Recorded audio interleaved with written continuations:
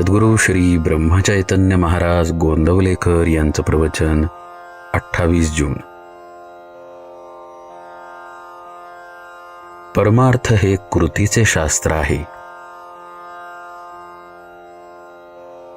एकदा जनक राजाच्या घरी एक विद्वान आला आणि आपण आल्याची वर्दी त्याने राजाला पाठवली.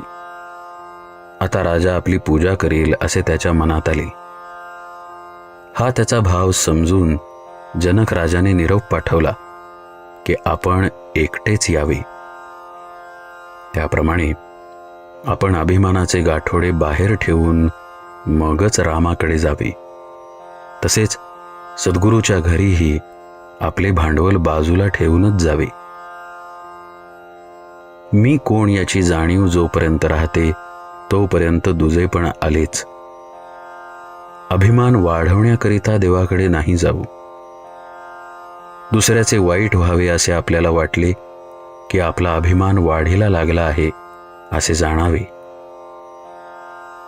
पोराबाळांवर जितके प्रेम करतात तितके प्रेम भगवंतावर करावे. आपली आणि भगवंताची इच्छा एकच होणे हे परमार्थाचे सूत्र आहे.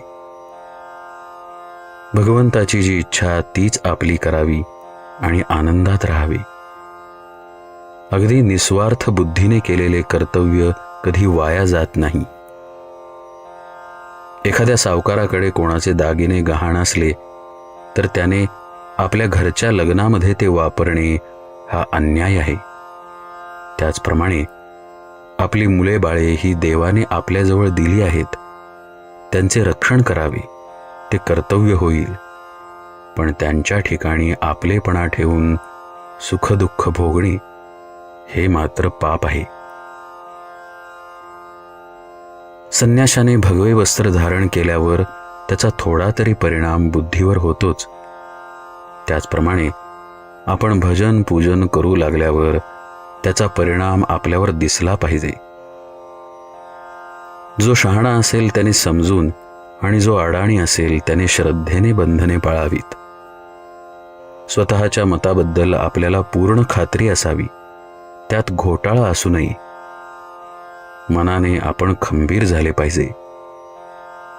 ज्याप्रमाणे पांढरा कपडा मळण्याचा जास्त संभव असतो त्याप्रमाणे सत्कर्माला विघ्ने फार येतात. त्यांना न जुमानता आपण सत्कर्म करावे. आचार आणि विचार ही दोन्ही जुळली म्हणजे उच्चारही तसाच येतो.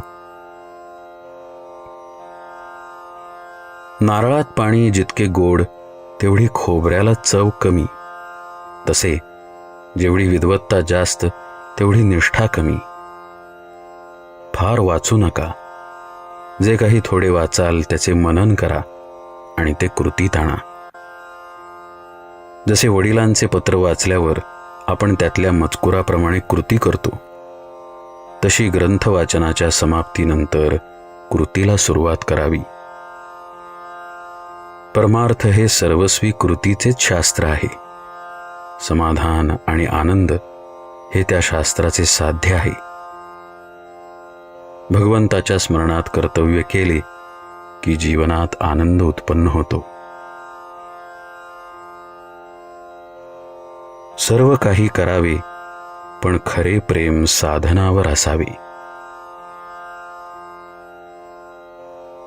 जानकी जीवन स्मरण. जय जय राम.